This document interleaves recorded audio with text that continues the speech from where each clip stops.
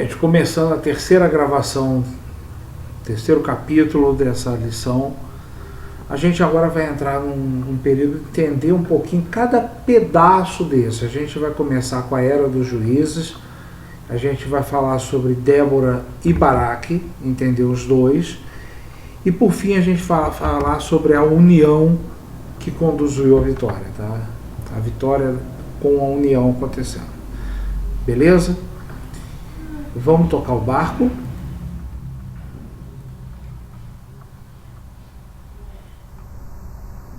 Vamos lá.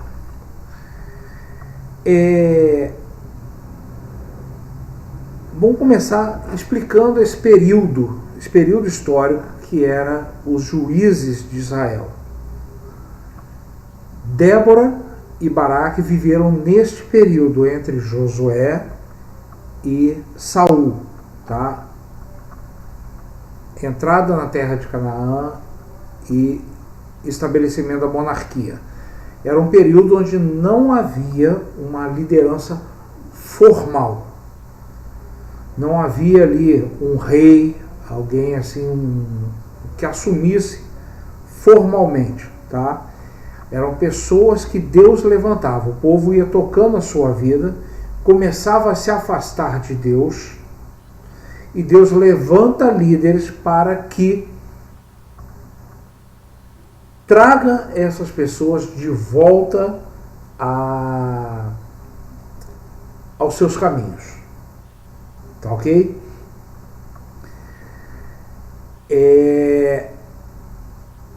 Esses juízes, essas pessoas, eles eram chamados por Deus para liderar o povo, principalmente na parte espiritual, e também para exercer a função da jurisprudência, a função do direito, tá? E a coisa estava muito atrelada, tanto a parte religiosa, as profecias, Deus falando com o povo, com a parte da legislação, como é que a coisa funcionava. Vamos botar lá a lei em execução, e era assim que era feito, tá ok? Entendendo isso, a gente pode entrar em mais detalhes. No livro de Juízes, a gente pega ali várias histórias. A gente tem a história de Eli, a história de Sansão, a história de Débora, tem várias. Todas elas têm basicamente a mesma narrativa. Morre uma liderança, o povo começa a se afastar das leis de Deus, aí Deus exerce juízo, coloca algum outro país, algum outro povo para governar em cima daquele povo, ou manda uma doença, ou manda alguma coisa assim, e o povo se arrepende, e Deus provê o livramento para esse povo. A narrativa é sempre essa. O povo se afasta, Deus manda um castigo, o povo se arrepende e Deus manda o livramento. Tá ok? Esse juiz que Deus levanta, ele é visto como um salvador. O povo olha para esse cara e vê ali um salvador da pátria mesmo, alguém que vai redimir o povo, tá ok? E esse cara, ele acaba assumindo por delegação a função do direito, né? A função que hoje a gente chamaria da função de árbitro. Não posso afirmar, sinceramente não posso, eu, Marcos, não posso afirmar isso, que ele exercesse direito, mas eu acredito que sim, até na função assim, de julgamento de casos de pena de morte, por exemplo. Acredito eu que sim, mas não posso bater o martelo, seria leviano da minha parte bater o martelo em cima disso. Mas a principal função desse juiz é exercer a mediação entre o povo e Deus, tá? Deus fala com o juiz, então ele exerce a função profética. Existiam os sacerdotes também que faziam ao contrário. A mediação entre o povo e Deus. Tá ok? está acontecendo aí? Tá? Após a morte de Eude, que foi o terceiro juiz narrado nesse período, logo após a morte dele, o povo começa de novo, mais uma vez, outra vez, o povo começa a se afastar de Deus. E aí Deus entrega esse povo nas mãos do Jabim, que na época era o rei de Canaã. E esse cara, ele era poderoso a nível de exército. Lembre-se que nós não estamos ainda, vamos dizer assim, na era do ferro. Tá? Nós ainda estamos numa época anterior, onde as armas eram de madeira e tal. E esse cara tem um exército com 900 carros de ferro. Então ele está muito à frente, militarmente falando. Tá ok? E é natural que o povo tenha medo desse cara. Aí, o que faz? Deus levanta Débora para falar com esse povo. Tá ok? Começa a exercer a função de profecia e manda um recado para Baraque, comandante militar. Reúne o povo, reúne os homens para a guerra e vamos lá. Vai até o Monte Tabor para você treinar esse povo e a gente vai partir para a guerra, que eu vou entregar o exército dele nas tuas mãos. Tá ok? O que a gente vê aí? Que Deus está disposto a agir através de nós. Basta que a gente se coloque como instrumento de Deus. Deus sempre quer contar com a gente. Deus não gosta muito de agir sozinho, sem contar com a gente. Ele até age, mas não é o feitio dele. Ele quer contar com a gente para fazer a sua missão se cumprir. Tá ok? Vamos entender Débora e Baraque. Esses dois. Vamos conhecer um pouquinho desses dois. Primeira coisa que a gente observa é que eles são contemporâneos. Óbvio. Os dois estão na mesma época, senão eles não iam bater papo. Tá ok? Só que eles são lideranças diferenciadas. Débora é uma liderança religiosa e ele uma liderança militar. Tá ok? Débora, a liderança religiosa, manda chamar o Baraque, a liderança militar, e avisa para ele: reúne os teus exércitos. Ok? Vamos conhecer um pouquinho dela, tá? A gente já tratou bastante disso aqui. Ela exercia suas funções numa área montanhosa chamada Efraim, tá? E ela exercia o papel de profetisa, que também arbitrava, fazia o juízo das pessoas, exercia jurisprudência, fazia as leis funcionarem, tá ok? E o Baraque? O Baraque, ele tinha habilidades militares, a gente não sabe dizer se ele já era um líder, mas é muito provável que fosse, tendo em vista que quando ele vai chamar o povo prontamente aceita. Se ele não fosse alguém de liderança no exército, ninguém iria com ele, ainda mais sabendo do poderio militar do outro, tá ok? Então ele provavelmente já era uma liderança conhecida e em posição de destaque, tá ok? Quando ele é chamado, ele não hesita em pedir ajuda a Débora, tá ok? Apesar da situação da época, apesar do contexto da época, do contexto machista, apesar disso tudo, ele não hesita em pedir ajuda a ela. De novo, aí lá naquele primeiro vídeo eu falei sobre isso, que é o primeiro ou foi o segundo, sobre essa fala de Baraque, de pedir para que Débora vá junto. Alguns estudiosos entendem isso como uma atitude de medo.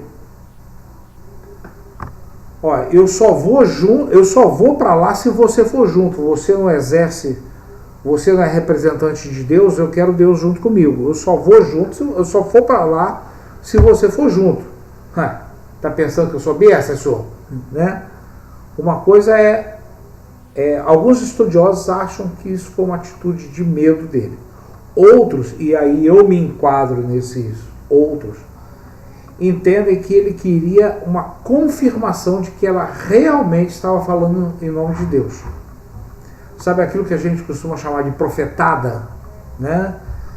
Deus, eis que te digo, Deus está falando, e na verdade Deus não está falando nada, então ele queria uma confirmação. Alguns estudiosos entendem dessa forma. Particularmente, eu me enquadro nesse grupo, embora eu não descarte a primeira hipótese. Tá ok? Mas o que destaca pra gente não é se ele estava com medo ou se ele queria confirmar. O que destaca pra gente é que ele não teve problemas em pedir ajuda. Ele foi humilde o suficiente para pedir ajuda. E para aceitar essa ajuda. Muito provavelmente, como ele estava pedindo ajuda de uma líder religiosa, ele deveria estar o tempo todo assim, e aí, o que eu faço agora? E aí, o que eu faço agora? E aí, o que eu faço agora? Muito provável, mas isso aí é uma inferência que eu estou fazendo, ok? Não está no texto. É só uma análise que eu faço da situação. Tá ok? E mais, depois que a vitória chega, ele também não tem problema em assumir publicamente que só aconteceu a vitória porque ela estava lá. Ele não tem problema com isso, nem de pedir ajuda e nem de reconhecer que só aconteceu porque ela estava lá. Tá ok? Veja, o nome que deveria ter ficado na história era do comandante militar. No entanto, o nome dela entra para a história porque ela liderou aquele povo, aquele exército junto com Baraque. E quando chega lá na galeria dos heróis da fé, Baraque entra na galeria como alguém que acreditou em Deus. Foi lá contra um exército militarmente muito superior, mas crendo na palavra de Deus que vinha através da boca de Débora. Tá? E aí o que a gente quer? Que você bote na sua cabeça que pedir ajuda não é um ato de covardia, é um ato de coragem. Tá? Muito mais do que um ato de fraqueza, é um ato de coragem. Às vezes é difícil, muito difícil a gente baixar a bola, não dá para mim, quem é que pode me ajudar? Vou lá no fulano pedir ajuda. Às vezes é difícil, muito difícil, e isso exige coragem da nossa parte. Também a gente não pode esquecer que a gente tem limitações. Às vezes a gente quer bancar o super-homem, mas a gente não é super-homem. A gente definitivamente não é super-homem. Tá? Peça ajuda. E por fim, para a gente fechar esse bloco aqui, a união que traz vitória. Tá ok? A principal lição que a gente tem dessa história de Baraque e Débora é de que a coisa só aconteceu porque os dois se uniram. A gente precisa aprender a valorizar o talento do outro. Eu sou bom com a espada, você é boa com a palavra. Tamo junto? Ó, tamo junto? Eu sou bom em determinada área, você é bom em outra. Vamos trabalhar junto?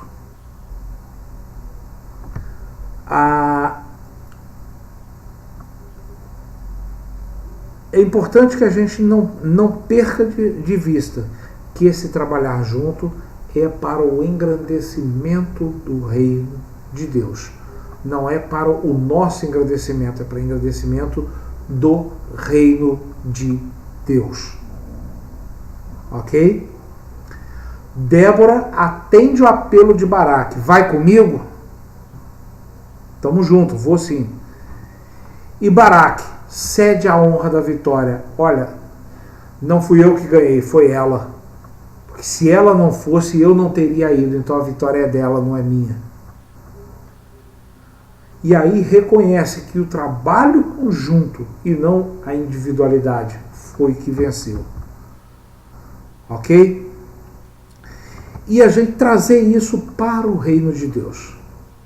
Trazer isso para o reino de Deus. Quantas vezes na igreja a gente, por orgulho, por partidarismo, a gente deixa de fazer o que Deus quer, deixa de trabalhar na obra de Deus, porque a gente quer fazer do nosso jeito.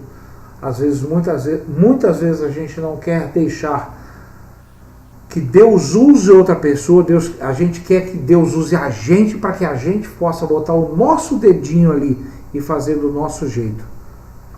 Muito melhor perguntar para Deus: e aí, o que eu faço? Peço ajuda a quem? Quem é que o Senhor está mandando junto comigo? Muito melhor. Tá? Eu gostei dessa frase que eu botei em vermelho aí. Unindo forças com sabedoria e diferentes talentos, seremos capazes de combater o bom combate da fé. Unindo forças. Unindo forças. Tá ok, gente? E amanhã a gente conclui essa lição. Ok? Até amanhã.